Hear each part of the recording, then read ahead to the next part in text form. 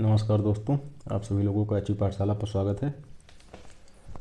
जैसा कि आप सभी लोग जानते हैं कि हमारा बजट जो है वो पेश हो चुका है, यूनियन बजट पेश हो चुका है। तो हम सभी लोग आज उसमें जो हमारे एग्रीकल्चर सेक्टर के जो भी, तो हम इसमें पूरा बजट तो नहीं पढ़ेंगे, जो सिर्फ जितना जो एग्रीकल्चर का बजट है, कौन सा एग्रीकल्चर का बजट, हम वही पढ़ेंगे।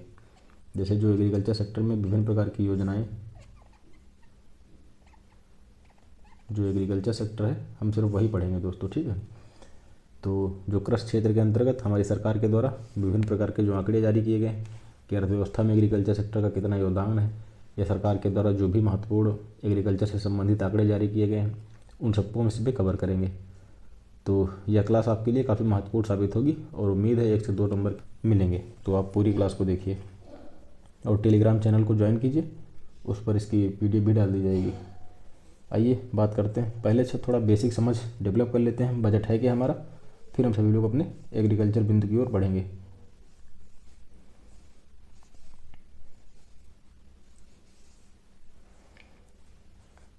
तो भारतीय संविधान के अनुच्छेद 112 के अनुसार राष्ट्रपति प्रत्येक वित्तीय वर्ष के संबंध में संसद के दोनों सदनों के समक्ष भारत सरकार की उस वर्ष के लिए प्राकलित प्राप्तियों और व्ययों का विवरण रखवाएगा, जिसे इस भाग में वार्षिक वित्तीय विवरण कहा गया है।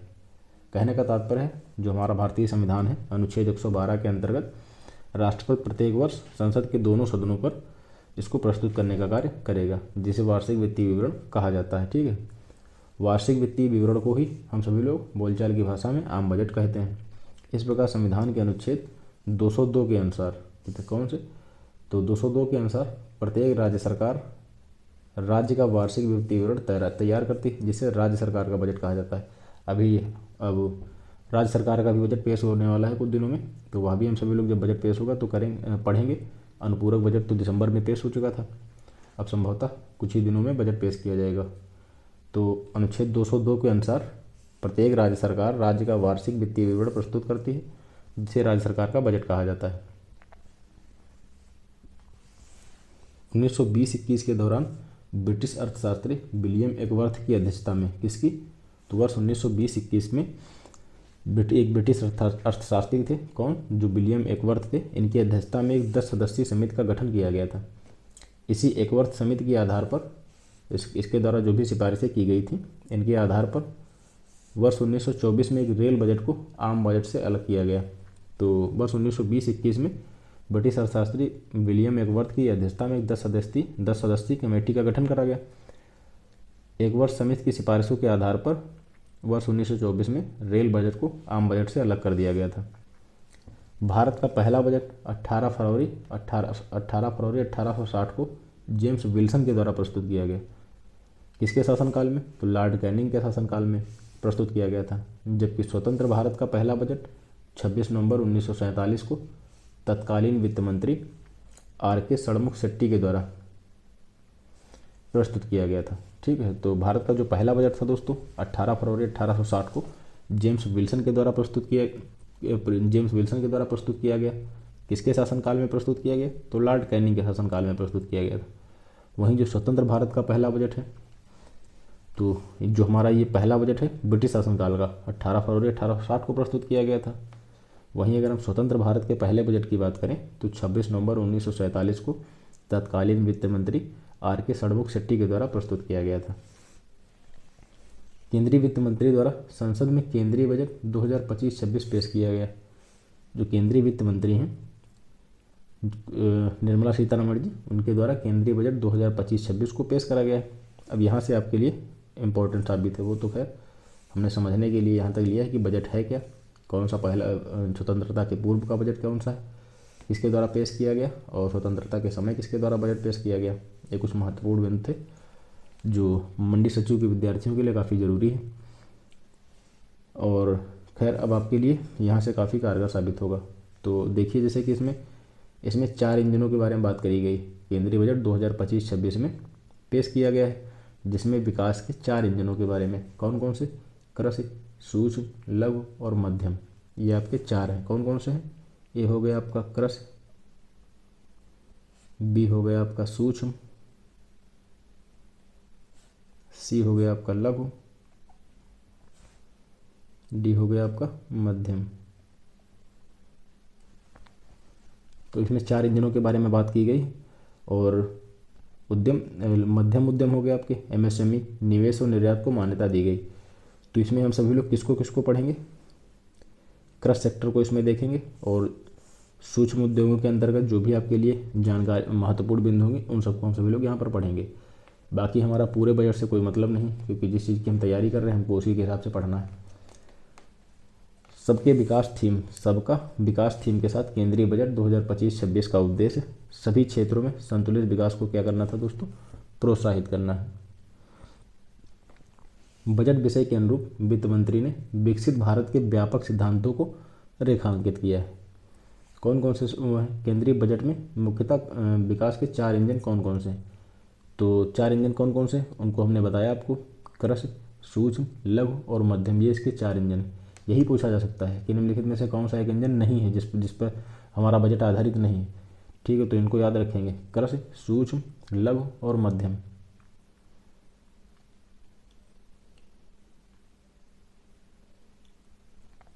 अब हम सभी लोग कृषि सेक्टर पर बात करते हैं। ठीक है, कौन सा सेक्टर, कृषि सेक्टर को आप यकीन मानिए ये आपके लिए काफ़ी महत्वपूर्ण साबित होगी। और अगर आप इसको पूरा पढ़ते हैं तो जब आप एग्ज़ाम देने जाएंगे तो आप समझ पाएंगे कि हाँ ये क्लास आपके लिए कितनी महत्वपूर्ण साबित हुई है। प्रधानमंत्री, अब यहाँ से हम सभी लोग अच्छे से समझते हुए चलेंगे। प्रधानमंत्री धन धान्य कृषि योजना, कौन सी, धन धान्य कृषि योजना, कम कृषि उत्पादकता वाले 100 जिलों को कवर करने की घोषणा की गई है। कितने, तो 100 जिलों को दोस्तों कवर करने की घोषणा करी गई है। प्रधानमंत्री धन धान्य कृषि योजना, यह जो आपकी योजना है, ठीक है, यहाँ पर ये जो योजना है दोस्तों, इस योजना के अंतर्गत जो कम कृषि उत्पादकता वाले ज़िले हैं, कितने ज़िले, तो करीब 100 जिलों को यहाँ पर कवर करने की घोषणा की गई, जिससे क्या होगा 1.7 करोड़ किसान जो होंगे दोस्तों लाभान्वित होंगे। सिंचाई और फसल सिंचाई के उपरांत सिंचाई फसल उपरांत भंडारण की सुविधाएं भी बढ़ेंगी। तो मान लीजिए आपसे पूछा जाता है कि प्रधानमंत्री धन धान्य और कृषि योजना के अंतर्गत कितने जिलों को कवर करने की बात की गई है, तो करीब 100 जिलों को कवर करने की घोषणा की गई, जिससे 1.7 करोड़ किसानों को सीधे तौर पर लाभ मिलेगा। सिंचाई और फसल उपरांत भंडारण की सुविधाएं बढ़ेंगी। ये तो हो गया हमारा एक बिंदु। अगले बिंदु पर आते हैं, कौशल निवेश प्रौद्योगिकी के माध्यम से कृषि संबंधी अल्प रोजगार को दूर करने के लिए राज्यों के साथ मिलकर ग्रामीण समृद्धि और लचीला पर कार्यक्रम शुरू किया जाएगा। कौन सा शुरू किया जाएगा दोस्तों, तो देख लीजिए आप सभी लोग, ये मैं यहाँ पर रखे दे रहा हूँ इसको, ग्रामीण समृद्धि और लचीला पर कार्यक्रम शुरुआत किया जाएगा।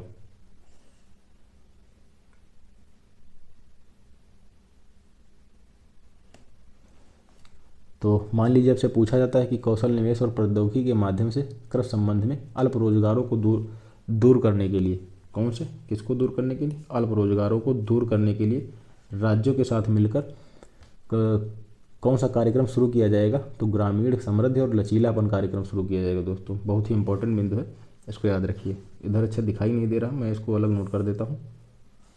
ग्रामीण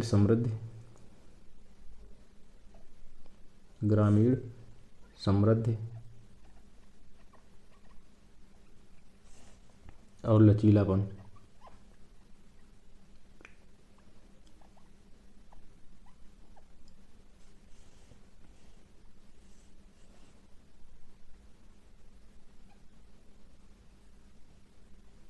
ये हो गया ग्रामीण समृद्धि और लचीलापन।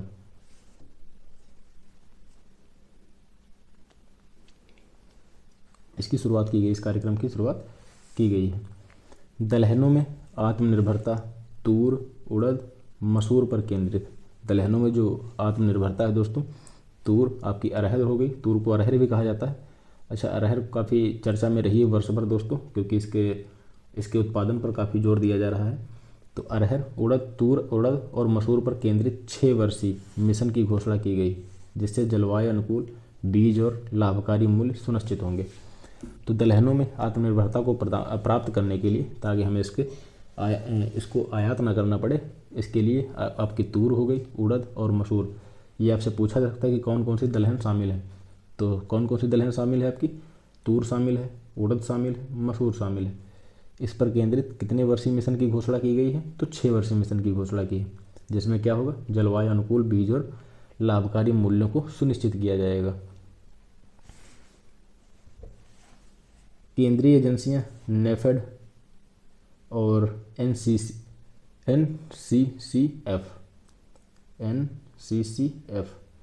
ये हम सभी लोगों ने जो एग्रीकल्चर इकोनॉमिक्स के अंतर्गत हम सभी जो कृषि विपणन की क्लासेस कर रहे हैं उसमें इसको हमने अच्छे से कवर किया है, नेफेड वगैरह को। अगले 4 वर्षों में किसानों से 3 दालों की खरीद के लिए तैयार रहेंगी। तो आपसे ये तो बहुत ही ज़रूरी बिंदु है, एग्रीकल्चर आपके अंतर्गत एग्रीकल्चर मार्केटिंग का टॉपिक भी दिया गया है आपके सिलेबस में। तो पूछा जा सकता है कि कौन सी एजेंसी जो होंगी दलहन को खरीद करने की जिम्मेदारी संभालेंगी? तो नेफेड हो गई आपकी और एनसीसीएफ हो गई। कौन सी?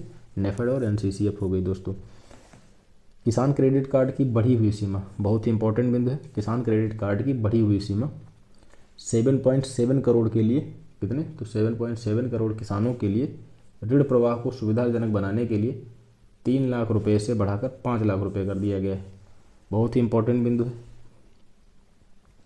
खासकर ये आंकड़ा तो इतना ज़रूरी नहीं, पर यह आंकड़ा बहुत ज़्यादा ज़रूरी कि 3 लाख रुपए से बढ़ा करके 5 लाख रुपए तक की इसकी सीमा कर दी गई है।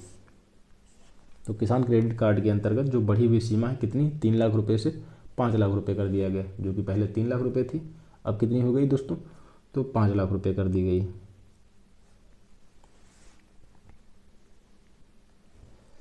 उच्च उपज देने वाले बीजों पर राष्ट्रीय मिशन अनुसंधान को मजबूत करना। उच्च उपज देने वाले जो बीज हैं दोस्तों, इन पर राष्ट्रीय मिशन अनुसंधान को मजबूत करना। 100 से अधिक उच्च उपज देने वाले कीट और जो उपज देने वाली जो किस्में होंगी और कीट प्रतिरोधी जो बीज की किस्मों की उपलब्धता को सुनिश्चित करना एक अहम कार्यक्रम होगा। तो कपास उत्पादकता मिशन, टिकाऊ खेतों को बढ़ावा देने, अतिरिक्त लंबे रेशे वाली कपास का उत्पादन बढ़ाने और गुणवत्ता में सुधार लाने के लिए यह एक प्रकार की 5 साल की दोस्तों पहल होगी। कितने साल की पहल होगी? 5 साल की। इंपॉर्टेंट है। कपास उत्पादकता जो मिशन टिकाऊ खेती को बढ़ावा देने, अतिरिक्त लंबे, कौन से? एक तो होता है छोटे रेशे वाली कपास, एक होती है लंबे रेशे वाली कपास। तो यहाँ पर लंबे रेशे वाली कपास के उत्पादन को बढ़ावा देने और उसकी जो गुणवत्ता है उसमें सुधार करने के लिए 5 साल की दोस्तों पहल होगी। कौन सी पहल है? तो यहाँ पर ये थोड़ा एक ही में मिल गया है टाइपिंग की वजह से। कपास उत्पादकता मिशन की बात की जा रही है। कपास उत्पादकता मिशन जो है कितने साल की पहल है? 5 साल की पहल है। जो लंबे रेशे वाली कपास है इनकी गुणवत्ता को सुधारना और इसकी उपज को बढ़ाने से संबंधित होगी। यह काफ़ी चर्चे में रहा। बिहार में मखाना बोर्ड, ये काफ़ी दोस्तों चर्चे में रहा, बिहार का मखाना बोर्ड। तो मखाने के उत्पादन, प्रसंस्करण और मूल्य संवर्धन किसकी? तो उत्पादन, प्रसंस्करण और मूल्य संवर्धन को बढ़ाने के लिए इसकी स्थापना करी जाएगी। तो आपसे पूछा जा सकता है कि मखाना बोर्ड की स्थापना कहाँ पर किए जाने की योजना बनाई जा रही है? तो बिहार में। बिहार का संबंध किससे है? मखाना बोर्ड का संबंध दोस्तों किससे है?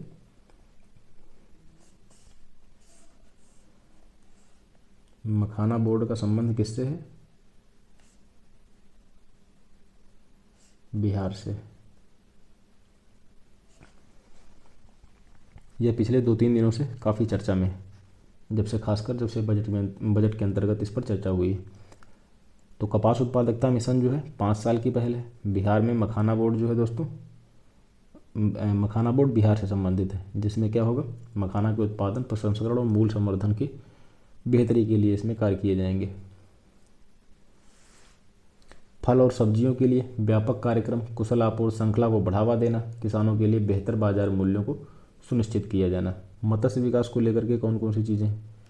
मत्स्य विकास में दोस्तों भारतीय विशिष्ट आर्थिक क्षेत्र और उच्च सागर में सतत मत्स्य पालन के लिए नई रूपरेखा, अंडमान निकोबार द्वीप समूह तथा लक्षद्वीप पर ध्यान केंद्रित किया जाएगा। तो मत्स्य विकास में किस पर ध्यान केंद्रित किया जाएगा? अंडमान निकोबार द्वीप समूह और लक्षद्वीप पर ध्यान केंद्रित किया जाना इसमें शामिल है।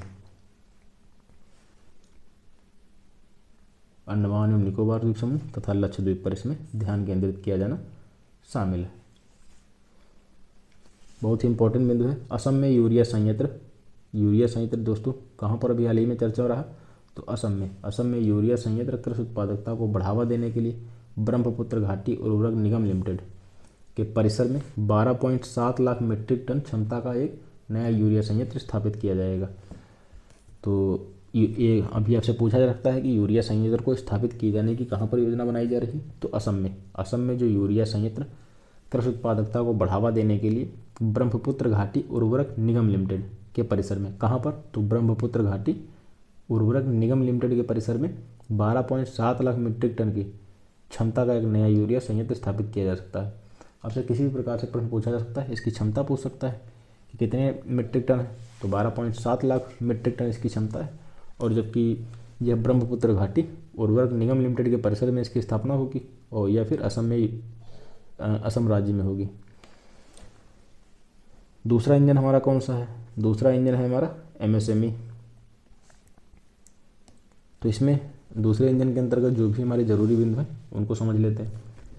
संशोधित एमएसएमई वर्गीकरण में निवेश और टर्नओवर की सीमा को 2.5 गुना तक बढ़ाया गया है। कितने गुना तक बढ़ाया गया है, तो 2.5 गुना तक दोस्तों बढ़ाया गया। जो संशोधित एमएसएमई वर्गीकरण, जो ये हमारा वर्गीकरण है, ये हमारी हेडिंग है संशोधित एमएसएमई वर्गीकरण। इसके अंतर्गत निवेश और टर्नओवर की जो सीमा है, किसकी निवेश और जो टर्नओवर की सीमा होगी वह 2.5 गुना तक बढ़ाया गया है। जिससे क्या होगा, छोटे व्यवसायों के लिए ऋण अवसर दोस्तों बढ़ेंगे। तो इसकी खैर एक सारणी है, उसमें हमको जाने की ज़रूरत नहीं, आप इतना बस देख लीजिए कि जो 2.5 गुना तक बढ़ाया गया है। सूक्ष्म उद्यम क्रेडिट कार्ड, कौन से, सूक्ष्म उद्यम क्रेडिट कार्ड। 10 लाख सूक्ष्म उद्यमों के लिए 5 लाख रुपए की ऋण सुविधा है। 10 लाख सूक्ष्म उद्यमों के लिए 5 लाख रुपए की ऋण सुविधा, वित्तीय समावेशन, आर्थिक भागीदारी को बढ़ावा दिया जाएगा। एमएसएमई के लिए ऋण कवर गारंटी, ये आपकी हेडिंग है, एमएसएमई के लिए ऋण कवर। तो गारंटी कवर 5 करोड़ रुपए से बढ़ा करके 10 करोड़ रुपए कर दिया गया है। तो दोस्तों ये सब आपको ये चीज़ें याद रखनी है, चाहे तो आप इसके नोट्स बनाइए या कुछ भी करिए अगर आप चाहते हैं कि आपके क्वेश्चन ना छूटने पाएँ। बाकी पीडीएफ में डाल दूंगा, पीडीएफ से कोई दोस्तों बहुत ज़्यादा पढ़ नहीं पाता, आपको शॉर्ट नोट बनाने जरूर पड़ेंगे। तो एमएसएमई के लिए ऋण कवर की जो गारंटी है, गारंटी कवर है एमएसएमई के लिए ऋण कवर, तो जो इसके लिए गारंटी कवर है उसको 5 करोड़ रुपये से बढ़ा करके 10 करोड़ रुपये कर दिया गया है। जिससे ऋण कवर तक क्या होगी, पहुँच बढ़ सकेगी। चमड़ा फुटवियर के लिए फोकस उत्पाद योजना,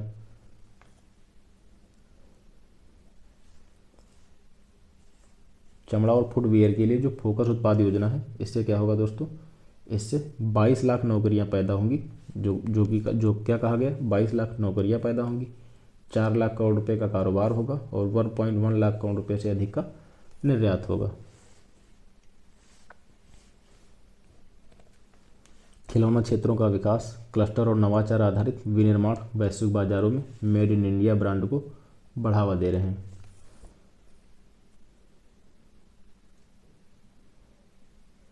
राष्ट्रीय खाद्य प्रौद्योगिकी संस्थान, इसमें क्या है, बिहार में राष्ट्रीय खाद्य प्रौद्योगिकी उद्यमिता और प्रबंधन संस्थान की स्थापना की जाएगी। कहाँ करी जाएगी, तो बिहार में राष्ट्रीय खाद्य प्रौद्योगिकी उद्यमिता और प्रबंधन संस्थान की जो स्थापना कहाँ करी जाएगी, बिहार में की जाएगी। जिससे खाद्य प्रसंस्करण कौशल और उद्यमिता को क्या मिलेगा, बढ़ावा मिलेगा। इसकी आर्थिक स्थिति में बेहतरी की ओर इसमें कुछ महत्वपूर्ण कदम उठाए जाएंगे। तो आपसे पूछा जा सकता है कि राष्ट्रीय खाद्य प्रौद्योगिकी उद्यमिता और प्रबंधन संस्थान की स्थापना कहाँ की गई, तो बिहार में की गई।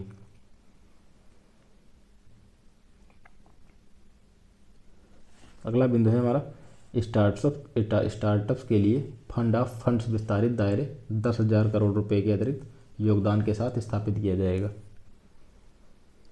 जो स्टार्टअप के लिए फंड ऑफ फंड्स विस्तारित दायरे हैं दोस्तों, वो करीब 10,000 करोड़ रुपए के लिए 10,000 करोड़ रुपए के अतिरिक्त योगदान के साथ स्थापित किए जाएंगे। तीसरा इंजन हमारा निवेश है। निवेश में जो हमारे लिए इम्पोर्टेंट बिंदु है वो कौन कौन से हैं, उनको हम सभी लोग समझते हैं। जल जीवन मिशन आपके अंतर्गत एक टॉपिक दिया है। वैसे तो जो कृषि अर्थशास्त्र एवं योजना है उसमें उसके नाम में ही टॉपिक में ही योजना है, ठीक है, तो वो तो आपको पढ़ना है। वहीं आप एग्रीकल्चर एक्सटेंशन का अगर आप सिलेबस देखेंगे उसमें देखेंगे कि जो भारत सरकार की कुछ महत्वपूर्ण योजनाएं और उत्तर प्रदेश की कुछ महत्वपूर्ण योजनाएं एक अलग से टॉपिक दिया गया है। तो आप जो हाल ही में जो वर्ष भर में चर्चा में रही खबरें हैं और योजनाएं हैं वो आपको पढ़नी पड़ेंगी। उसके लिए जल जीवन मिशन 1 या 2 नंबर की आपको योजनाएं तो देखने को मिलेंगी, क्योंकि एग्रीकल्चर एक्सटेंशन के अंतर्गत और एग्रीकल्चर इकोनॉमिक्स के अंतर्गत योजना का पोर्शन दिया गया है।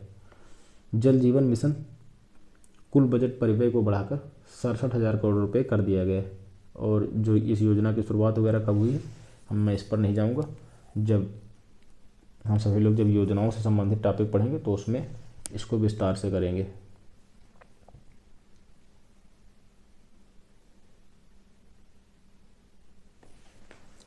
वैसे जल जीवन मिशन है दोस्तों, इसकी शुरुआत वर्ष 2019 में करी गई थी और इसका प्रमुख उद्देश्य क्या था, 2024 तक घरेलू नल कनेक्शन को प्रत्येक ग्रामीण परिवार को प्रत्येक ग्रामीण परिवार में प्रति व्यक्ति करीब 55 लीटर जल की आपूर्ति करना इसका एक कह सकते हैं कि लक्ष्य था। तो यह काफ़ी इम्पोर्टेंट था, कई बार पूछा भी गया है विभिन्न प्रकार के एग्जाम्स में। अब में भी आने की उम्मीद है क्योंकि यह फिर से चर्चा में आया है। तो मैं यहाँ पर बताया दे रहा हूँ जल जीवन मिशन की शुरुआत कब हुई थी। तो जल जीवन मिशन की शुरुआत दोस्तों वर्ष 2019 में शुरू हुई थी। इसके प्रमुख उद्देश्य क्या थे, तो 2024 तक कार्यात्मक घरेलू नल कनेक्शन के माध्यम से प्रत्येक ग्रामीण परिवार को प्रति व्यक्ति, यहाँ पर किसकी बात की जा रही है, प्रति व्यक्ति प्रतिदिन 55 लीटर जल की आपूर्ति करना इसकी परिकल्पना में शामिल था। 2019 में शुरू हुआ था और 2024 तक क्या करना था, 2024 तक प्रति व्यक्ति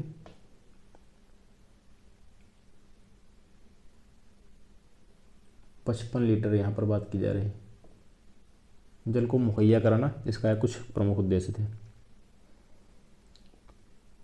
तो बाकी मैं बहुत ज़्यादा गहराई में नहीं जाऊँगा, मैंने यहाँ पर मोटे मोटे तौर पर जो भी इसके लिए जो आपके लिए ज़रूरी हो सकता था बता दिया। कुल बजट परिव्यय को बढ़ाकर 67,000 करोड़ रुपए दोस्तों कर दिया गया है। इसे 2028 तक बढ़ा दिया गया है, पहले तो 2024 तक ही था, जिसे अब क्या किया गया है 2028 तक बढ़ाया गया है। तो इसको अच्छे से समझते हैं। जल जीवन मिशन की शुरुआत वर्ष 2019 में हुई थी, जिसके अंतर्गत 2024 तक प्रति व्यक्ति ग्रामीण परिवारों में प्रति व्यक्ति 55 लीटर जल को उपलब्ध कराना शामिल था। जिसे 2000 जो हमारा अभी हाल ही में बजट पेश हुआ उसमें 67 इस जो कुल बजट परिव्यय को इसको बढ़ा करके 67,000 करोड़ रुपए कर दिए गए हैं और इसकी समय सीमा करीब 2028 तक कर दी गई है, जिससे ग्रामीण जल परियोजनाओं के लिए अधिक वित्त पोषण के साथ सार्वभौमिक पाइप जल आपूर्ति की सुनिश्चित होगी। इस मिशन के तहत 15 करोड़ परिवार लाभान्वित हुए हैं, जो भारत की ग्रामीण आबादी का करीब 80% प्रतिनिधित्व करते हैं। तो 15 करोड़ परिवारों को करीब इससे लाभ हुआ है, जो कि करीब जो ग्रामीण आबादी का भारत की जो ग्रामीण आबादी का करीब 80% प्रतिनिधित्व करता है, जो काफ़ी एक बड़े जनसंख्या को कवर करने का कार्य करता है। कृषि और खाद्य प्रबंधन, अगला हमारा बिंदु क्या है, कृषि और खाद्य प्रबंधन। भारत का कृषि क्षेत्र सकल घरेलू उत्पाद वित्त वर्ष 2024 में 16% का योगदान देता है। कितने प्रतिशत का योगदान देता है, तो 16% का दोस्तों योगदान देता है।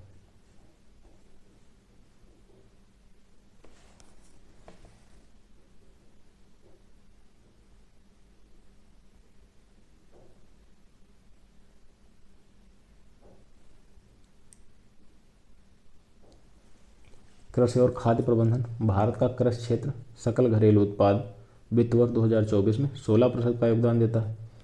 काफ़ी इंपॉर्टेंट बिंदु है, आपको इसको याद रखना होगा।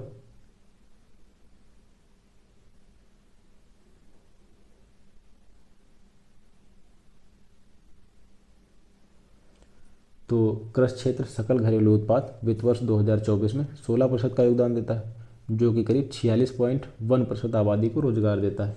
आप मोटे तौर पर 46% याद रख सकते हैं, आबादी को रोजगार देता है, जिसमें 5% वार्षिक वृद्धि जो वित्त वर्ष 2017 से वित्त वर्ष 2023 तक है शामिल है। तो आपको इसमें इस आंकड़े में क्या याद रखना है कि भारत का कृषि क्षेत्र सकल घरेलू उत्पाद वित्त वर्ष 2024 में कितने प्रतिशत का योगदान देता है, यहाँ पर एग्रीकल्चर सेक्टर की बात की जा रही है, तो 16% का, जो कि करीब ये रोजगार कितनों को देता है ये इतना ज़रूरी नहीं है, आपको इसकी वार्षिक वृद्धि याद रखनी है। वार्षिक वृद्धि 5% है दोस्तों, जो वित्त वर्ष 2017 से लेकर के 2023 तक। अगला हमारा बिंदु का है खरीफ खाद्यान्न उत्पादन। क्या है? खरीफ खाद्यान्न उत्पादन 1647 LMT 2024 तक पहुंच गया है। जो खरीफ खाद्यान्न उत्पादन कितना हो गया? 1647 LMT हो गया दोस्तों। और जो पिछले साल की सामान्य अवधि से 89.37 LMT अधिक है, जबकि मत्स्य पालन 184 LMT है। जो मत्स्य पालन है कितना है? 184 LMT। और पशुधन कितना है? CGR 12.99% ने पारंपरिक खेती को भी छोड़ दिया है दोस्तों। तो कृषि खाद्य जो एग्रीकल्चर सेक्टर है 16% का योगदान देता है 5% की वार्षिक वृद्धि के साथ। खरीफ खाद्यान्न उत्पादन 1647 LMT है। वहीं जो पिछले साल की सामान्य अवधि से 89.37 LMT अधिक। मत्स्य पालन 184 LMT। और पशुधन ने पारंपरिक खेती को भी छोड़ दिया है। जो CAGR है 12.99% है। किसानों की लाभप्रदता को सुनिश्चित करने के लिए अरहर बाजरा के न्यूनतम समर्थन मूल्य में 62% और 77% वित्त वर्ष 2025 की वृद्धि की गई। इंपॉर्टेंट है क्योंकि हमें MST का एक टॉपिक ही दिया गया अलग से।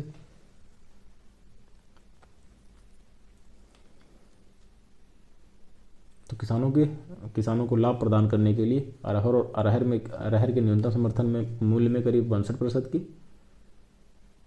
किसमें? अरहर में करीब 62% की और बाजरा में करीब 77% की वृद्धि की गई। अरहर में कितनी की गई दोस्तों? अरहर में करीब 59% की गई और बाजरा में 77% की। यह इतना इम्पोर्टेंट क्यों है? क्योंकि इसका बजट में इसका उल्लेख किया गया है। तो किसानों को लाभ पहुंचाने के लिए उन्हें अरहर और बाजरा की जो MSP है उसमें क्रमशः 62% और 77% की वृद्धि की गई।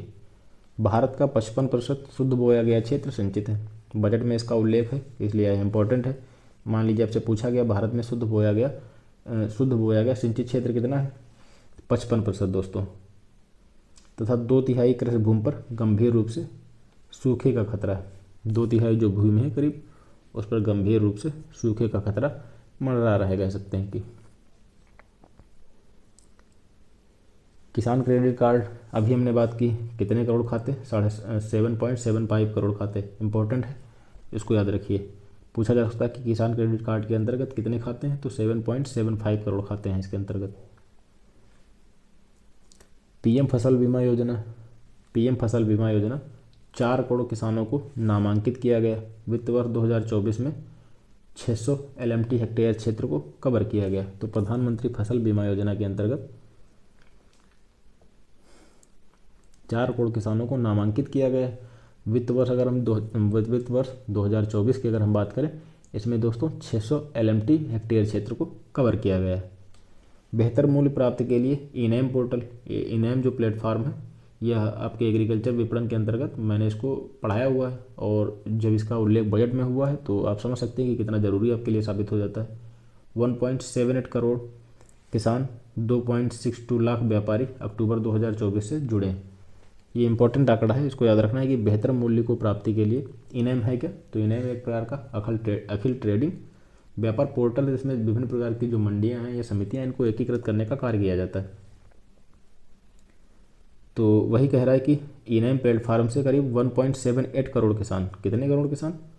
तो 1.78 करोड़ किसान और 2.62 लाख व्यापारी अक्टूबर 2024 तक जुड़ चुके हैं। ये आंकड़ा कब तक का है? अक्टूबर 2024 का आंकड़ा है, जो यह बताता है कि इनैम प्लेटफार्म से किसानों की संख्या करीब 1.78 करोड़ है और व्यापारियों की संख्या करीब 2.62 लाख व्यापारी इससे जुड़ चुके हैं।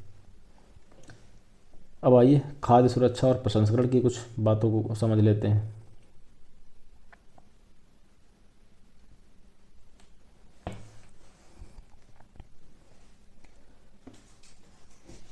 प्रधानमंत्री गरीब कल्याण अन्न योजना 80 करोड़ लोगों को मुफ्त अनाज प्रदान कर रही। दो, प्रधानमंत्री गरीब कल्याण अन्न योजना के अंतर्गत करीब 80 करोड़ लोगों को मुफ्त खाद्यान्न प्रदान किया जा रहा है।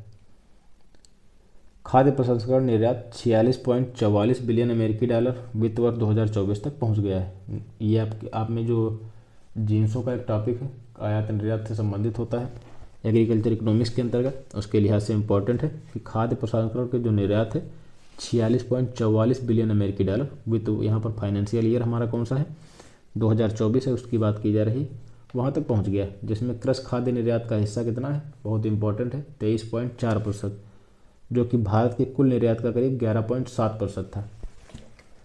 तो खाद्य प्रसंस्करण निर्यात बहुत ही इंपॉर्टेंट बिंदु है, वेरी इंपॉर्टेंट है, इसको याद रखिए। खाद्य प्रसंस्करण निर्यात कितना है तो 46.44 बिलियन अमेरिकी डॉलर है, और जिसमें कृषि खाद्य प्रसंस्करण निर्यात में एग्रीकल्चर अगर हम निर्यात की बात करें तो 23.4% हिस्सा है, जो कि भारत के कुल निर्यात का करीब 11.7% था। दोस्तों, भारत ने हरित परियोजनाओं के वित्त पोषण हेतु 2024 में 20,000 करोड़ अमेरिकी डॉलर के सॉवरेन ग्रीन बॉन्ड को जारी किया है। हालांकि ये बिंदु आपके लिए इतना ज़रूरी नहीं है, मुझे लगा कि हो सकता है इंपॉर्टेंट हो, मतलब आपके लिए हो सकता है महत्वपूर्ण साबित हो, इसलिए मैंने यहाँ पर इसको शामिल किया है। भारत ने हरित परियोजनाओं के लिए, क्योंकि आपने सॉयल साइंस में आपने देखा होगा कुछ इससे जुड़े हुए टॉपिक आप में दिए गए हैं। भारत ने हरित परियोजनाओं के लिए वित्त पोषण हेतु 2024 में 20,000 करोड़ अमेरिकी डॉलर के जो सॉवरेन ग्रीन बॉन्ड है दोस्तों, उनको जारी किया है। खाद्य प्रसंस्करण का आपका डाटा आपके लिए बहुत इंपॉर्टेंट है,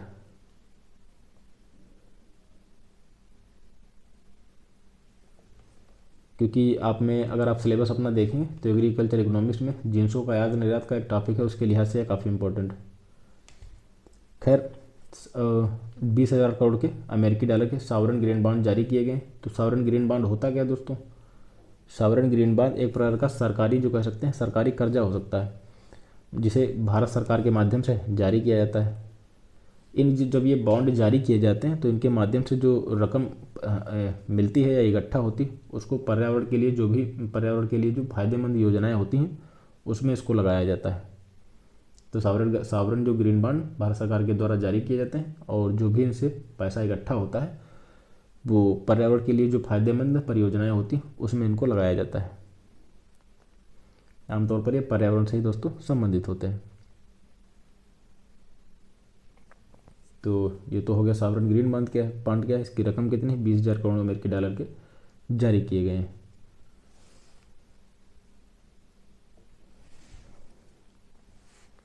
आगे बढ़ते हैं, सतत विकास और लचीलापन।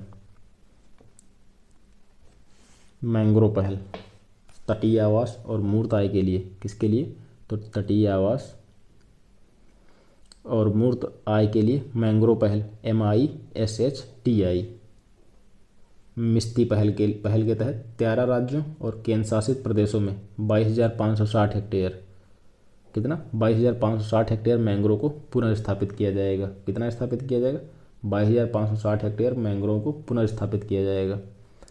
अमृत 2.0 के माध्यम से जल संरक्षण, वाटरशेड मैनेजमेंट आप में टॉपिक है। अमृत 2.0 के माध्यम से जल संरक्षण 3,078 जल निकाय पुनरुद्धार परियोजनाएं स्वीकृत हैं। कितनी, तो 3,078 परियोजनाएं दोस्तों स्वीकृत है जल संरक्षण के लिए अमृत 2.0 के अंतर्गत दोस्तों। PM सूर्य घर 7 लाख छतों पर सौर ऊर्जा प्रणालियाँ स्थापित की जाएंगी। 7 लाख छतों पर सौर ऊर्जा प्रणालियों को स्थापित किया जाएगा, और इसके अंतर्गत जो टारगेट है कितना है, तो 1 करोड़ घरों का इसके अंतर्गत टारगेट है दोस्तों।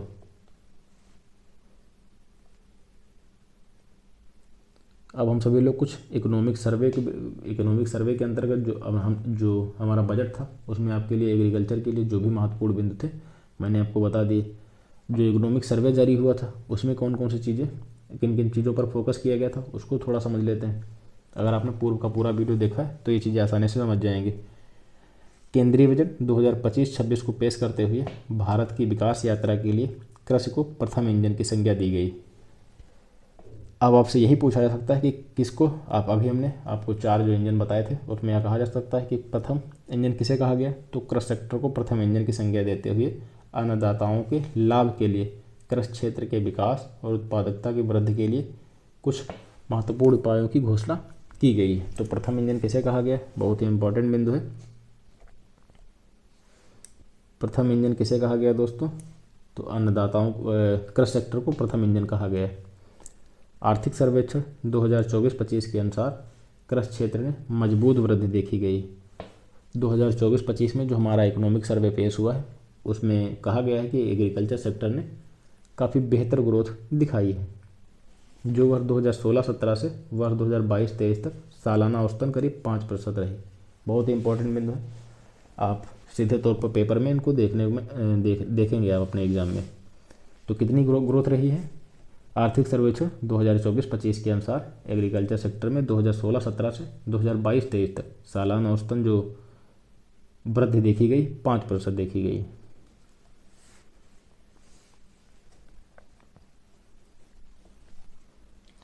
हालांकि उच्च उपज वाले बीजों पर घोषित राष्ट्रीय मिशन ने, जो राष्ट्रीय मिशन है वह हाई यील्डिंग वैरायटी से संबंधित है। उच्च उपज वाली बीजों पर घोषित राष्ट्रीय मिशन ने एकल कृषि और फसल विविधता की हानि पर चिंता जताई। केंद्रीय बजट 2025-26 में कृषि से संबंधित किन पहलों की घोषणा की गई, तो आइए थोड़ा समझ लेते हैं कि केंद्रीय बजट 2025-26 में जो एग्रीकल्चर सेक्टर से किन किन पहलों की घोषणा की गई। तो उच्च उपज वाले बीजों पर राष्ट्रीय मिशन, अभी हमने इसको पूर्व में भी पढ़ा। इसका उद्देश्य है उच्च उपज वाले बीजों का विकास करके कृषि उत्पादकता में सुधार करना, जो कीटों और जलवायु के प्रति अत्यधिक अनुकूल है।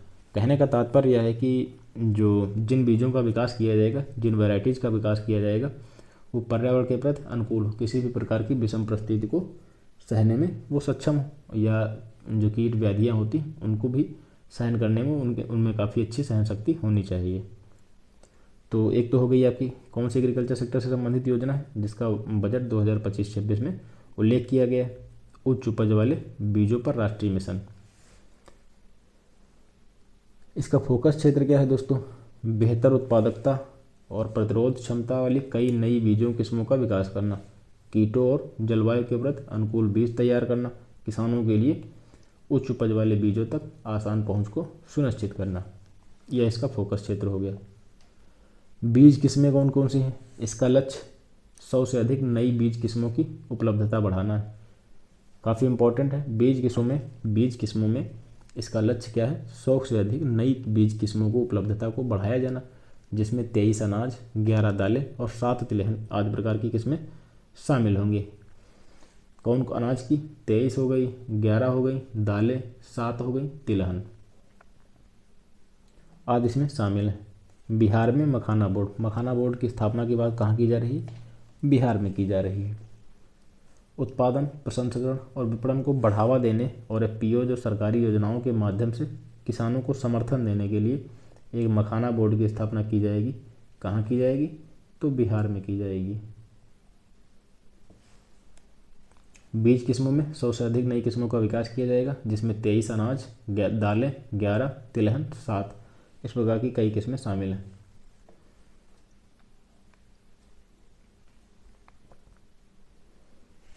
खाद्य प्रसंस्करण, केंद्र सरकार पूर्वी भारत में खाद्य प्रसंस्करण गतिविधियों को बढ़ावा देने के लिए बिहार में राष्ट्रीय खाद्य प्रौद्योगिकी उद्यमिता और प्रबंधन संस्थान की स्थापना करेगी। कहाँ पर करेगी, तो बिहार में करेगी। भविष्य में खाद्य एवं पोषण सुरक्षा के लिए 10 लाख जर्म प्लाज्म लाइनों के साथ दूसरा जीन बैंक स्थापित किया जाएगा। ये आप में इसके ये आपके अंतर्गत आप में जो बायोटेक्नोलॉजी वाला पोर्शन है उसके लिहाज से काफ़ी महत्वपूर्ण है कि जीन बैंक भविष्य में खाद्य एवं पोषण सुरक्षा के लिए 10 लाख जर्म प्लाज्मा लाइन, कितनी, तो 10 लाख जर्म प्लाज्मा लाइनों के साथ दूसरा जीन बैंक स्थापित किया जाएगा। पहला जीन बैंक कब स्थापित किया गया था, तो पहला जीन बैंक दोस्तों वर्ष 1996 में स्थापित था। जीन बैंक है क्या, तो जीन बैंक एक ऐसी सुविधा है जहां पौधों, जानवरों या सूक्ष्म जीवों से प्राप्त आनुवांशिक सामग्री को भविष्य में उपयोग के लिए संग्रहित या संरक्षित किया जाता है। जीन बैंक होता क्या है? तो एक प्रकार की ऐसी सुविधा होती जिसमें पेड़ पौधों, जानवरों या सूक्ष्म जीवों से जो आनुवांशिक सामग्री होती है उसको हम किसी भी प्रकार से भविष्य में उपयोग कर सके, उसके लिए संरक्षित किया जाता है। कपास उत्पादकता मिशन क्या है? यह कपास की कृषि उत्पादकता और स्थिरता में सुधार करने के लिए 5 वर्षीय मिशन है। जो कपास उत्पादकता मिशन है वह 5 वर्षीय मिशन है जो लंबे रेशे की गुणवत्ता से संबंधित लंबे लंबे रेशे वाली जो कपास की किस्में हैं उनको बढ़ावा देगी, उनकी गुणवत्ता में सुधार करेंगी।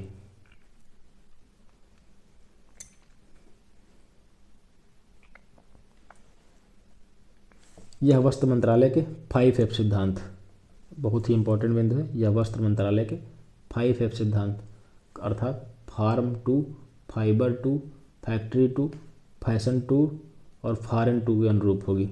ठीक है, 5F सिद्धांत farm, fibre, factory, farm, fibre, factory, fashion, foreign के अनुरूप होगी। तो किसके अनुरूप होगी? Farm, fibre, factory, fashion, foreign के अनुरूप होगी। किसकी बात यहाँ पर की जा रही है? तो कपास उत्पादकता मिशन की बात की जा रही है जो 5 वर्षीय मिशन है और कपास के लंबे रेशे की बेहतरी से संबंधित है, जो कि 5F सिद्धांत पर आधारित है। Farm, fibre, factory, fashion, foreign पर। ठीक है। सतत मत्स्य पालन, सरकार अंडमान निकोबार द्वीप समूह और लक्षद्वीप पर ध्यान केंद्रित करते हुए EEZ हाई सी के लिए एक सतत मत्स्य पालन का ढांचा तैयार कर रही है।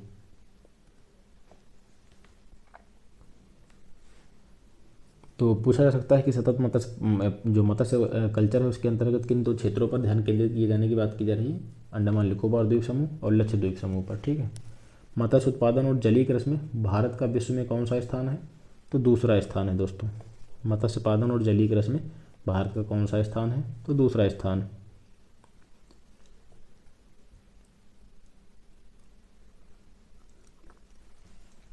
प्रधानमंत्री धन धान्य कृषि योजना, इसमें क्या दिया गया है? इसका उद्देश्य फसल विविधीकरण, सतत प्रथाओं, बेहतर भंडारण, सिंचाई और ऋण उपलब्धता पर ध्यान केंद्रित करते हुए 100 कम उत्पादकता वाले जिलों में कृषि उत्पादकता को बढ़ावा देना, जिससे 1.7 करोड़ किसान लाभान्वित होंगे। दोस्तों बहुत ही इंपॉर्टेंट बिंदु है। प्रधानमंत्री धन धान्य कृषि योजना के अंतर्गत जो 100 कम उत्पादकता वाले ज़िले हैं उसमें कृषि उत्पादकता को बढ़ावा देने के लिए करीब इसको आरंभ करा जाएगा। 1.7 करोड़ इससे किसान लाभान्वित होंगे। अगला हमारा जो इकोनॉमिक सर्वे के अंतर्गत कौन कौन सी योजनाएं शामिल हैं? तो अगली हमारी योजना दोस्तों दलहन में आत्मनिर्भरता के लिए मिशन है। दलहन उत्पादन में आत्मनिर्भरता को प्राप्त करने के लिए यह कितने वर्षीय मिशन है? तो 6 वर्षीय मिशन है दोस्तों। 6 वर्षीय मिशन शुरू किया जाएगा।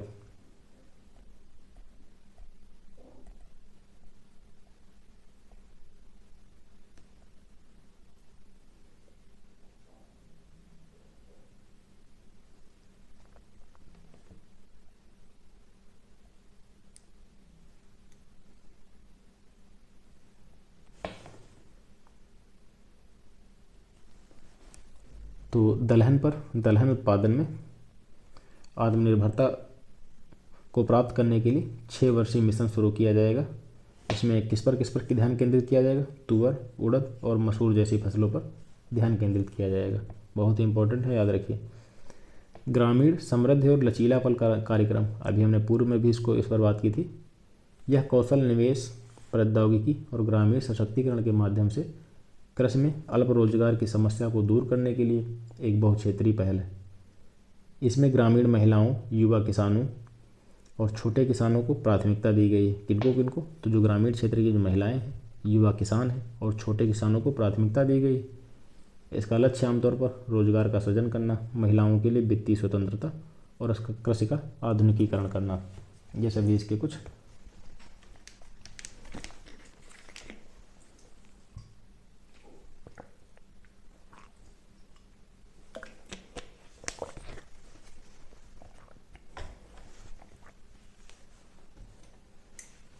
तो ग्रामीण समृद्धि और लचीलापन जो हमारा कार्यक्रम है, कौशल निवेश, प्रौद्योगिकी और ग्रामीण सशक्तिकरण के माध्यम से कृषि में अल्प रोजगार की समस्या को दूर करने के लिए एक बहुक्षेत्रीय पहल है। इसमें ग्रामीण महिलाओं, युवा किसानों, छोटे किसानों को प्राथमिकता प्रदान करी जाएगी जिसका लक्ष्य क्या है, रोजगार का सृजन करना, महिलाओं के लिए वित्तीय स्वतंत्रता और हमारी कृषि को आधुनिकीकरण करना शामिल है। ग्रामीण क्रेडिट स्कोर। सार्वजनिक क्षेत्र के बैंक स्वयं सहायता समूह के सदस्यों और ग्रामीण क्षेत्रों के लिए लोगों को ऋण की आवश्यकताओं को पूरा करने के लिए ग्रामीण क्रेडिट स्कोर ढांचा विकसित करेंगे। आपसे हो सकता है ऐसे पूछ लिया जाए कि ग्रामीण क्रेडिट स्कोर का संबंध किससे है, तो ऋण क्षेत्र से संबंधित है, यह ऋण आवश्यकताओं को पूरा करने से संबंधित है। केसीसी किसान क्रेडिट कार्ड। संशोधित ब्याज अनुदान योजना के तहत केसीसी धारकों के लिए ऋण सीमा 3 लाख रुपये से बढ़ा करके 5 लाख रुपये कर दी गई, जिससे लगभग 7.7 करोड़ किसान, मछुआरों और डेयरी किसानों को लाभ मिलेगा। ये काफ़ी इम्पोर्टेंट बिंदु है। जो किसान क्रेडिट कार्ड है दोस्तों, इसकी जो लिमिट कितनी बढ़ा दी गई, 3 लाख रुपये से बढ़ा करके 5 लाख कर दी गई।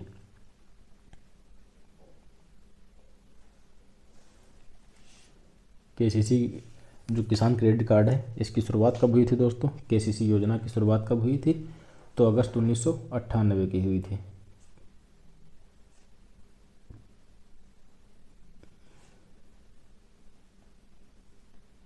अगस्त 1998 में इसकी शुरुआत हुई थी। जो इसका मॉडल है किसके द्वारा तैयार किया गया था? तो इसका मॉडल नवाडा के द्वारा दोस्तों तैयार करा गया था, जो आमतौर पर आरवी गुप्ता समिति की सिफारिशों को पूरा करता था। तो केसीसी की शुरुआत कब हुई थी? अगस्त 1998 में हुई थी। काफ़ी इंपॉर्टेंट बिंदु है, जो किसानों के ऋण की आवश्यकताओं को पूरा करने से संबंधित है। इसका मॉडल नवाडा के द्वारा तैयार करा गया था। और पहले क्या था? पहले इसमें दोस्तों किसानों को 7% प्रति वर्ष की ब्याज दर पर 3 लाख रुपये तक का अल्पकालीन फसली ऋण प्रदान किया जाता था, जिसकी अब समय सीमा को बढ़ा करके 3 लाख रुपये से बढ़ा करके 5 लाख रुपये कर दिया गया है।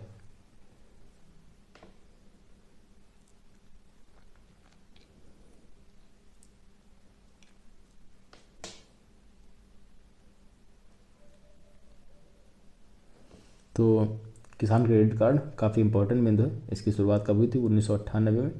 खैर आप इतना याद रखिए, इसकी समय सीमा कब से कितनी जो इसकी ऋण सीमा है कब कितनी बढ़ा दी गई? 3 लाख रुपये से बढ़ा करके 5 लाख रुपये कर दी गई, जिससे सीधे तौर पर 7.7 करोड़ किसानों को लाभ होगा।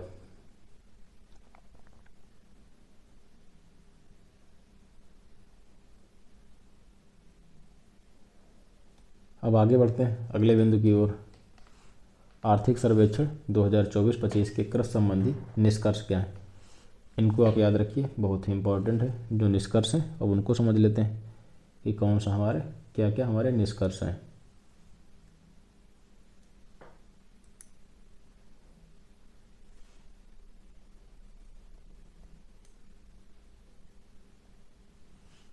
आर्थिक सर्वेक्षण 2024-25 के निष्कर्ष क्या है कि कृषि विकास, कृषि क्षेत्र में वार्षिक वृद्धि दर कितनी रही?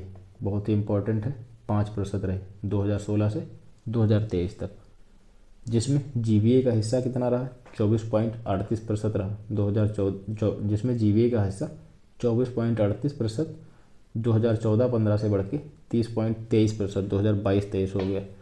तो कृषि क्षेत्र में वार्षिक वृद्धि दर कितनी रही? 5% रही। और जीवीए में इसका हिस्सा कितना रहा? जीवीए का हिस्सा कितना रहा? तो 30.23% हिस्सा रहा। पिछले दशक में कृषि आय में वार्षिक 5.23% की वृद्धि हुई। जो इकोनॉमिक सर्वे है उसके कुछ एग्रीकल्चर सेक्टर से संबंधित निष्कर्ष क्या है दोस्तों? तो जो वार्षिक ग्रोथ रेट कितनी रही? 5% रही। और जीवीए का हिस्सा कितना रहा? 30.23% रहा। इसको याद रखना है आपको। कृषि आय में वार्षिक 5.23% की वृद्धि हुई। क्षेत्रवार निष्पादन 2013-14 और वर्ष 2022-23 के बीच मत्स्य उद्योग है उसमें सर्वाधिक वृद्धि दर 13.67% रही। तो क्षेत्र अगर सेक्टर वाइज की हम बात करें, क्षेत्रवार निष्पादन की बात करें, तो 2013-14 और वर्ष 2022-23 के बीच में जो मत्स्य उद्योग है उसमें हमें सर्वाधिक ग्रोथ देखने को मिली, जो कि करीब 13.67% रही। इसके बाद पशुधन जिसमें 12.99% का स्थान 12.99% वृद्धि के साथ पशुधन रहा। और तिलहन में कितनी रही, तो 1.9% की वृद्धि हमें देखने को, नगण्य वृद्धि, आमतौर पर 1.9%, कुछ खास वृद्धि नहीं हुई। सिंचाई सकल फसल क्षेत्र जीसीए में सिंचाई कवरेज 49.3% 2015-16 से बढ़कर के 55% 2020-21 हो गई, जबकि सिंचाई तीव्रता 144.2% से बढ़कर के 154.5% हो गई। तो सिंचाई में सकल फसल क्षेत्र में सिंचाई कवरेज 49.3% से बढ़कर के 55% हो गया, जबकि सिंचाई तीव्रता 144 से बढ़कर के 154.5% हो गई दोस्तों सिंचाई तीव्रता। पंजाब 98%, हरियाणा 94%, उत्तर प्रदेश 84% और तेलंगाना 86% सिंचाई कवरेज सर्वाधिक है, जबकि झारखंड और असम में यह 20% से कम है। तो पंजाब में जो सिंचाई कवरेज है कितना है, पंजाब, हरियाणा, उत्तर प्रदेश और तेलंगाना में आमतौर पर अधिक है। तो पंजाब का जो सिंचाई कवरेज 98%, हरियाणा का 94%, वहीं उत्तर प्रदेश का 94%, उत्तर प्रदेश का दोस्तों 84%, जबकि तेलंगाना का करीब 86% है। वहीं अगर हम झारखंड और असम पर नज़र डालते हैं तो यह 20% से कम देखने को मिलता है। यह इधर जीसीए एक शब्द आया हुआ है, जिसका तात्पर्य क्या है। जीसीए का तात्पर्य है कृषि इसका तात्पर्य एक कृषि वर्ष में खेती की गई कुल भूमि से, एक वर्ष में खेती की गई कुल भूमि से आप कितनी भूमि पर खेती करते हैं, जिसमें एक ही भूमि पर अनेक फसल चक्र शामिल होते हैं। जीसीए का तात्पर्य क्या है, एक ही कृषि वर्ष में, जो आपका एक कृषि वर्ष है उसमें जितनी भूमि पर आप खेती करते हैं उससे संबंधित है, जिसमें एक ही भूमि पर जो अनेक फसल चक्रों को हम अपनाते हैं वह सभी इसमें शामिल है। तो जीसीए का तात्पर्य क्या है कि एक कृषि वर्ष में खेती की गई कुल भूमि से है, जिसमें एक ही भूमि पर अनेक फसल चक्रों को शामिल किया जाता है। तो दोस्तों आज की हमारी बजट की यह क्लास थी, जो मैंने आपको करा दिया। आपके अगर आप इसको आप चाहें तो इसके आप शॉर्ट नोट्स बना सकते हैं, जितना भी आपको ज़रूरी लगे, क्योंकि यह आपके एग्ज़ाम के लिए काफ़ी महत्वपूर्ण कारगर साबित होगी। तो अब मैं क्या करता हूँ, इसमें बिंदुवार में आपको फैक्ट बताया दे रहा हूँ, जो आपको काफ़ी आपके अर्थात जितना भी हमने पढ़ा है उसमें भी बहुत ज़्यादा ज़रूरी क्या है उसको याद रखना है आपको, तो मैं उसको बताया दे रहा हूँ। तो खैर यहीं से शुरू करता हूँ। तो सिंचाई कवरेज सर्वाधिक कहाँ का है, पंजाब का 98% है, हरियाणा का 94% है, उत्तर प्रदेश का 84% है, तेलंगाना का 86%, जो और अगर हम झारखंड और असम की बात करें तो यह 20% से कम देखने को मिलता है। सकल फसल क्षेत्र जीसीए में सिंचाई कवरेज 49.3% से बढ़कर के 55% हो गया, जबकि सिंचाई तीव्रता 144 से बढ़कर के 154.5% हो गई। क्षेत्रवार निष्पादन 2013-14 और 2022-23 में सर्वाधिक योगदान या सर्वाधिक वृद्धि मत्स्य उद्योग की रही, जो कि करीब 13.67% थी। इसके बाद अगर हम बात करें तो इसके बाद पशुधन का 12.9% वृद्धि के साथ हिस्सा रहा। वहीं तिलहन में हमें नगण्य वृद्धि, आमतौर पर 1.9% की वृद्धि देखने को मिली। कृषि विकास में जो वार्षिक वृद्धि दर रही 5% रही 2016 से 2023 तक की। वहीं जीवीए का हिस्सा कितना रहा, तो 24.38% से बढ़कर के 30.23% हो गया। तो आपको याद क्या रखना है कि वार्षिक वृद्धि दर 5% रही और जीवीए का हिस्सा 30.23% रहा। पिछले दशक की बात की जा रही, करीब 10 वर्षों में कृषि आय में 5.23% की वृद्धि हुई है। केसीसी की सीमा कितनी बढ़ा दी गई, 3 लाख रुपए से बढ़ा करके 5 लाख रुपए कर दी गई, जिससे सीधे तौर पर 7.7 करोड़ किसान को लाभ मिलेगा। इसकी शुरुआत वर्ष 1998 में हुई थी। दलहन उत्पाद आत्मनिर्भरता के लिए मिशन जो आरंभ किया गया, यह एक प्रकार का 6 वर्षीय मिशन है, जिसमें तुअर, उड़द और मसूर पर ध्यान केंद्रित किया जाएगा। प्रधानमंत्री धन धान्य कृषि योजना, जो आपकी प्रधानमंत्री धन धान्य कृषि योजना, इसमें 100 कम उत्पादकता वाले जिलों को शामिल किया जाएगा, जो कि करीब 1.7 करोड़ किसान इससे सीधे तौर पर लाभान्वित होंगे। सतत मत्स्य पालन के अंतर्गत अंडमान निकोबार द्वीप समूह और लक्षद्वीप समूह पर ध्यान केंद्रित किया जाएगा। मत्स्य उत्पादन में और जलीय कृषि में भारत का स्थान विश्व में दूसरे स्थान पर। जो कपास उत्पादकता मिशन है, यह आमतौर पर लंबे रेशे वाली कपास की गुणवत्ता की बेहतरी के लिए अपना योगदान प्रदान करेगा। यह 5 वर्षीय मिशन है। इसमें करीब 5 F सिद्धांत शामिल करे गए। कौन कौन से? Farm fibre factory, fashion foreign. Farm fibre factory, fashion foreign. Gene bank क्या है?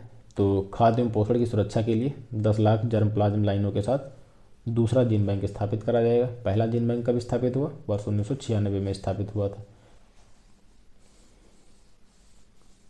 खाद्य प्रसंस्करण, केंद्र सरकार पूर्वी भारत में खाद्य प्रसंस्करण गतिविधियों को बढ़ावा देने के लिए बिहार में, कहाँ पर? तो बिहार में राष्ट्रीय खाद्य प्रौद्योगिकी, पूछा जा सकता है कि राष्ट्रीय खाद्य प्रौद्योगिकी उद्यमिता और प्रबंधन संस्थान की स्थापना कहाँ करी जाएगी? तो बिहार में की जाएगी दोस्तों। बिहार मखाना बोर्ड की स्थापना कहाँ की जाएगी? तो बिहार में करी जाएगी।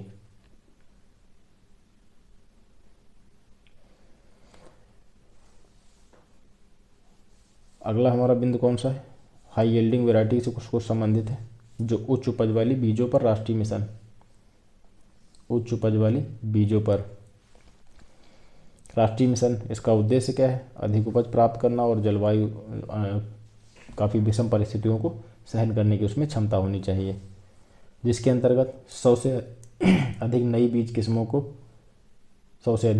किस्मों की उपलब्धता को बढ़ावा देना। 23 अनाज, 11 दलहने और 7 तिलहनों, इस प्रकार की कई फसलें इसमें शामिल होंगी।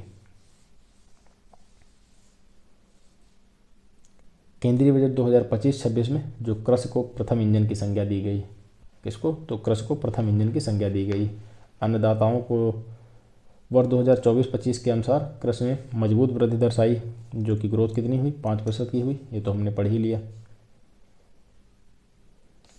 कौन कौन सी फसलों की घोषणा की गई वो भी हम लोगों ने अच्छे से पढ़ लिया, और क्या आपके लिए इम्पोर्टेंट है मैं उसको भी बताए दे रहा हूँ।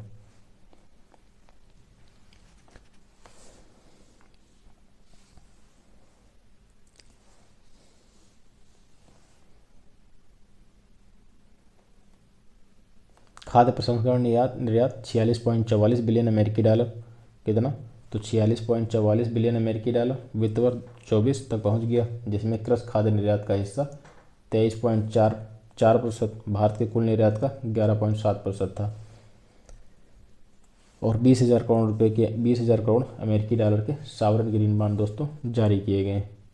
फसल बीमा योजना 4 करोड़ किसानों को नामांकित किया जाएगा। वित्त वर्ष 24 में 600 LMT हेक्टेयर क्षेत्र को कवर किया जाएगा। बहुत ही इंपॉर्टेंट है कि प्रधानमंत्री फसल बीमा योजना के अंतर्गत कितना LMT हेक्टेयर क्षेत्र को कवर किया जाएगा? तो 600। ई नेम प्लेटफॉर्म 1.78 करोड़ किसान और 2.62 लाख व्यापारियों को अक्टूबर 2024 तक इससे जुड़ चुके हैं। और 80 करोड़ लोगों को मुफ्त खाद्यान्न प्रधानमंत्री गरीब कल्याण अन्न योजना के अंतर्गत प्रदान करा जा रहा है।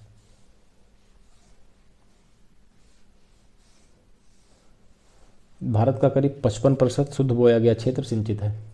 शुद्ध बोया गया जो क्षेत्र सिंचित है कितना? तो 55%। 2/3 आमतौर पर सूखे से ग्रसित है। किसान क्रेडिट कार्ड के अंतर्गत 7.75 करोड़ खाते खोले जा चुके हैं।